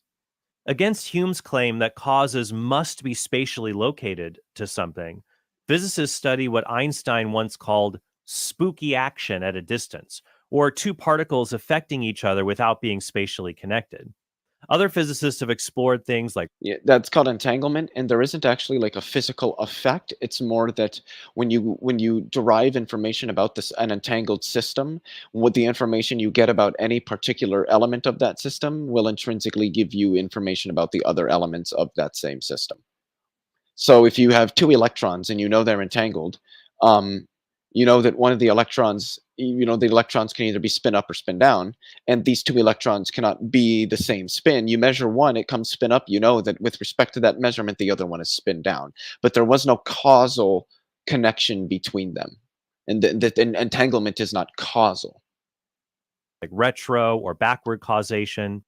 Yeah, retro causation isn't really a thing in physics. This is something that people say and like try to relate it to, you know, the delayed choice quantum eraser experiment, which doesn't show retro causality. Retro causality isn't a thing in physics. Most physicists, the overwhelming, I dare say all physicists are going to say, yeah, retro causality isn't a thing. So surely it isn't too far removed for a cause and effect to be simultaneous rather than being separated by a before and after temporal interval. The notion of causality doesn't have the kind of purity of a notion, let's say, like number or logical notions, which do make this sort of extra-spatial, extra-temporal sense. And for that reason, to posit a cause of the universe that's outside of space and time, as the Kalam argument must, if it's going to prove anything like the divinity that people like Craig would want it to prove, seems to be stretching the notion of causality far beyond any of its uses that we can actually comprehend. I mean, some concepts only make sense when applied within the universe or within some part of the universe. I mean, if you ask how much something costs, some table or some chair, then that makes perfect sense and there's a good answer. If you ask how much the universe costs, that doesn't really make sense because you can't step outside the universe to buy it. It could be very similar with cause and effect. Cause and effect is something that operates inside the universe. So it just doesn't make sense to step outside the universe and ask what causes it. Cause and effect is something that happens within the universe, not to it. This is basically saying the Kalam argument commits the fallacy of composition. Well, no. What he's saying, he's not saying that the fallacy is being actively committed because, well, he didn't say that. What he was saying is that much like the concept of temperature, we could ask what temperature is some object in the universe, but it's not going to make sense to ask what temperature is the universe. That just makes no sense. So it's the same thing with causality. It's a feature of the universe, but to apply it to the universe as a whole just doesn't make sense. But this doesn't mean that the Kalam commits the fallacy of composition, because it doesn't argue for the universe having a cause on nothing more, on merely the idea that the things inside of it do. As I think Trent would agree with me here, the defenders of the Kalam are going to say that there's a fundamental principle, the causal principle, that is sort of this metaphysical principle that grounds the idea that the universe has a cause. It's not being argued on the basis that everything inside of it does. So it doesn't commit the fallacy of composition. I certainly don't think that that's what the gentleman there was trying to say. He was just trying to argue that this is a concept that only means something inside of the universe, like temperature, like what it means to cost for something to cost some amount of money, all those things. Causality is just another one of those. What is true of parts is not necessarily true of the whole. Just because every cell in my body is invisible to the naked eye, it doesn't mean my entire body is invisible to the naked eye. But sometimes what is true of parts is true of the whole. If every brick in a wall is red, the whole wall will be red. So as a result, the burden is really on the critic who says causality cannot be applied to the entire universe. I mean, consider the law of non-contradiction. Well, that's pretty easy to show. I mean, causality doesn't apply in every instance at the quantum level, and we know the early universe was quantum mechanical. QED. If it's true, every part of the universe cannot exist and not exist at the same time. This seems to apply to the universe as a whole. It can't exist and not exist at the same time. So if we can apply laws of logic to the entire universe, why not laws of causality as well? We've seen that many cosmologists favor a bouncing cosmology, which may be eternal into the past. Others favor a universe that had a beginning from a spontaneous fluctuation. Another class of models suggests that solutions to Einstein's equations that allow time travel into the past, known as closed time-like curves, could enable the universe to create itself. this is clearly impossible. For in order to create itself, the universe would have to already exist. It would have to exist before it existed, which is a self-contradiction. It may be inconsistent for Craig to say that, on the one hand, causes do not have to precede their effects in time, but then on the other hand, dismissing the idea of a self-created universe on the basis that a self-created universe would have to precede itself in time. Craig isn't being inconsistent. Craig claims that causes don't always have to precede their effects in time. For example, the effect of the universe coming into existence could be simultaneous with God's timeless decree to bring the universe into existence. Now, I know Craig has kind of an odd view of God and time, but yeah, but couldn't the process of the universe coming into existence be simultaneous with whatever that physical process that brings it into universe is? And so technically the universe doesn't exist after or before the effect. So I mean, there is no contradiction there. What he's saying is that simultaneous causation could go the other way around. It could be some physical cause contained within the universe, and that cause of the universe is simultaneous with the universe's coming into existence, which would get around the contradiction that Craig outlined. Let me just set that aside right now. God causing the universe to be is simultaneous with the universe coming to be. But Craig is also claiming in the other clip that nothing can cause itself, because in order to have causal power, a thing must exist. Yeah, but if it exercises its causal power to bring it into existence simultaneously with it coming into existence, then technically it exists at the moment that it exists to bring itself into existence. So again, he's just parodying Craig's point there with simultaneous causation. Was, well, if you could say that with God, we can say that about the universe, because the universe isn't technically existing prior to its existence. It's existing at the same time as it comes into existence.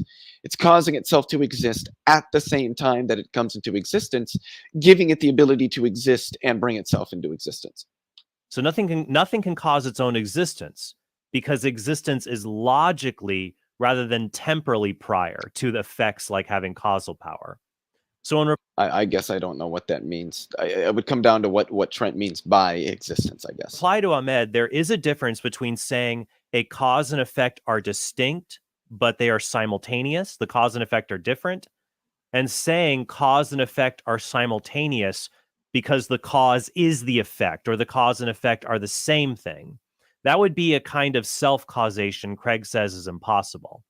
So when Craig says a self-caused universe is impossible because it would have to precede itself, he's probably talking about logical priority in explanation, rather than preceding oneself in time. For example, you couldn't say the effect of the universe coming into existence from nothing is simply the cause of the universe coming into existence from nothing, because this would violate the law of non-contradiction.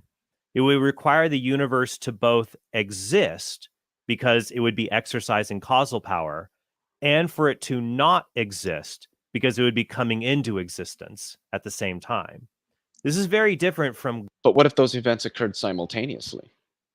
God simultaneously causing the universe to come into existence. This is where the cause and effect, they're not the same in the logical sense, even though they are the same in the temporal sense, that they occur at the same moment of time. But the cause and effect are distinct. So here, simultaneous causation makes sense, but you can't just use simultaneous causation to try to prove self-causation, where cause and effect are just the same thing, because that would be contradictory. A self-creating universe may appear to be a contradiction if you imagine a linear direction of time, because if you have some cause that leads to our universe, then that cause should precede the effect.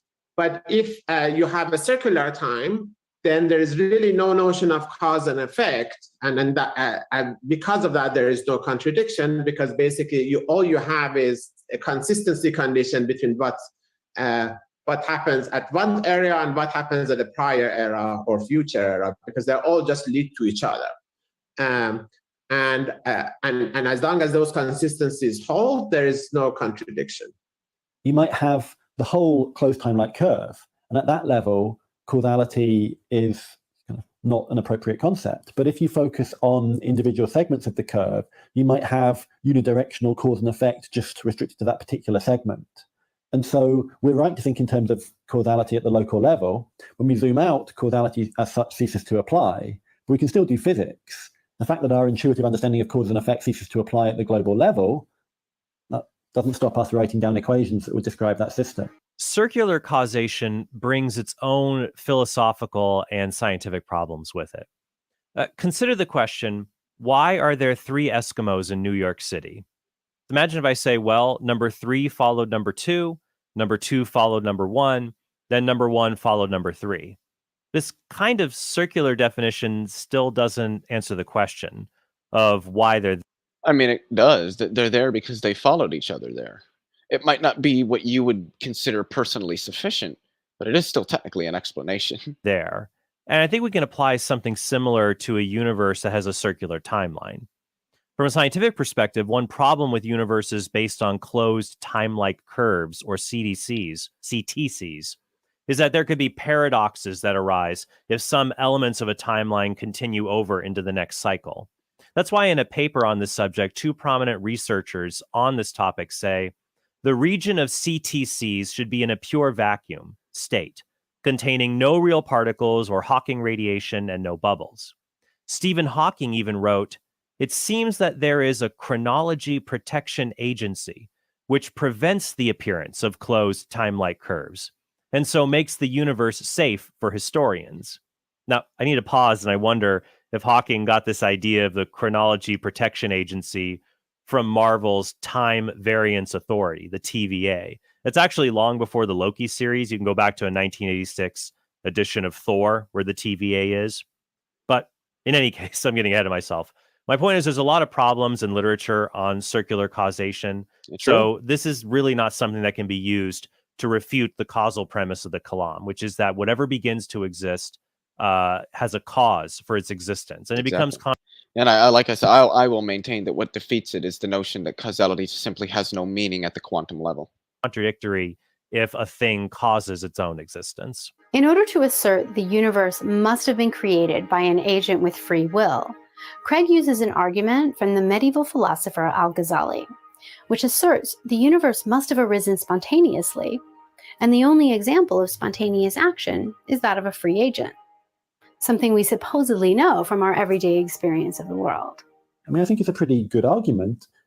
It's just that the premises we no longer tend to accept. The kind of modern conception of the world, the standard view of quantum physics is that it's not deterministic after all, that most interpretations of quantum mechanics have some indeterminism in them. And the most popular approach to understanding free action tends to be compatibilist.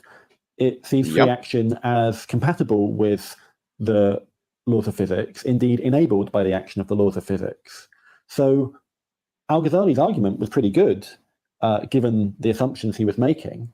It's just that I don't think we now have any reason to accept those assumptions. If you're in the game of appealing to everyday observations, then there's all kinds of things you can say that would be unhelpful to the Kalam argument. For instance, we observe that every event has been preceded by another event, but clearly the Kalam argument can't allow for that. We observe that everything that comes into existence has a material cause if it has a cause at all, but again, the Kalam argument can't allow for that. We observe that all agency, for instance, all intelligent agency, is material. But again, the Kalam argument can't allow for such things. So everyday experience furnishes all kinds of generalizations that are inconsistent with the conclusion of the Kalam argument. And it's just arbitrary to choose the generalizations that you like from everyday experience and ignore the ones that don't fit with your conclusion. I actually do think that's a pretty good objection because it is true. We want to say that, oh, well, and Dr. Craig's only objection to one of the ones that I like the most is that, well, every instance of causation we've observed includes material causation. And Dr. Craig just says, well, sure, but creation without any cause at all is doubly absurd compared to causation with an efficient cause, but yet no material cause. And I just don't think that's really even much of an objection. Excuse me, I got to.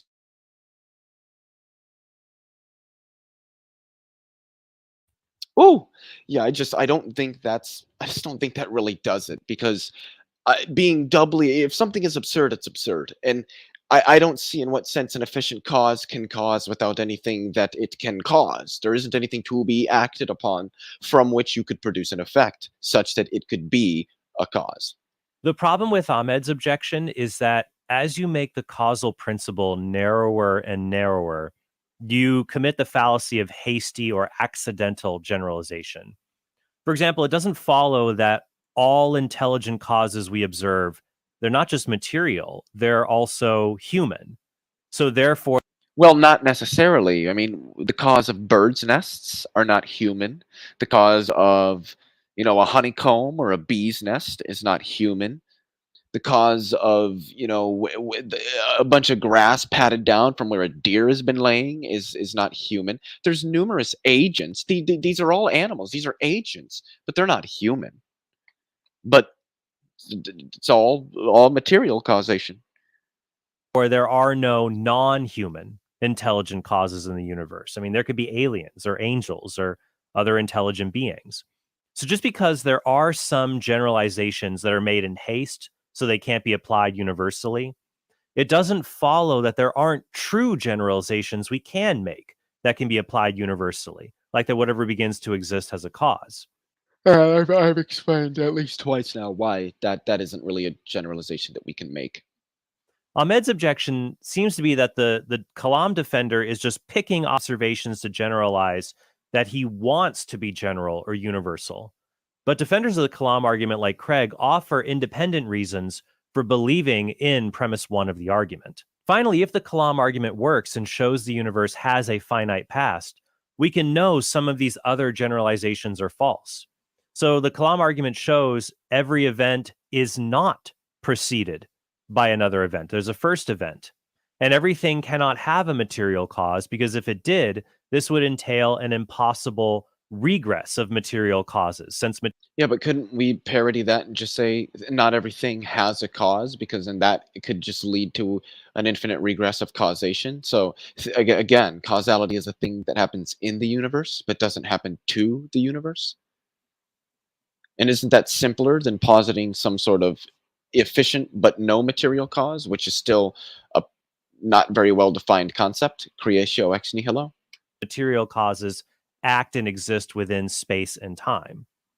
Now, when it comes to the argument for the personal nature of the cause of the universe, in this argument, Craig is saying that if the cause is not personal, then all of the conditions necessary for the cause to actualize the effect, they would have been present for all eternity. So the effect should be as infinitely old as the cause. Now, there are other arguments to show the cause of the universe is personal in nature, but I don't think that this objection overcomes this particular argument, because all it's saying is, well, that's true, except now we know there are some systems that don't deterministically create an effect when all the conditions are present, like quantum mechanics. Sometimes it's probabilistic. It's not always guaranteed to happen. But here, someone like William Lane Craig could just say, even if there is a probabilistic cause, that it'll happen given a certain percentage or ratio of probability, at some point in the infinite past, the probability, if it's greater than 0, would have been actualized. It would have obtained. And if that happened in an infinite past, you would have gotten the same result, an eternal effect. So Craig would argue that only an agent can freely choose to act or not act. An agent like God, in this case, can explain why there is an effect of a finite universe that is ultimately grounded in God's timeless decree to create a finite universe. So it's not like God was waiting around for all eternity, deciding what to do or what not to do. God is timeless, and he acts in one moment. And in his timeless will, he acts and wills for there to be a finite rather than an infinite universe. And that concludes my review of Skydive Phil's. All right. So, I should clarify. I actually do like Trent Horn. I think he actually provided a lot of really good material in there, and I agreed with a decent amount of what he said, especially in his first part. I think for me, he's one of the best apologists out there, I think, on YouTube.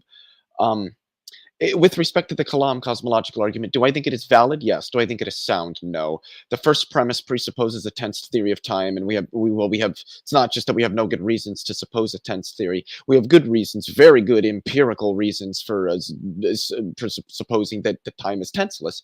And we also know that the causal principle does not appear to be true, that there are events that seem to occur with no sufficient conditions, and that causality, it largely is understood in terms of sufficient conditions. So I think the answer to the question is that the Kalam cosmological argument, I would say, has been defeated.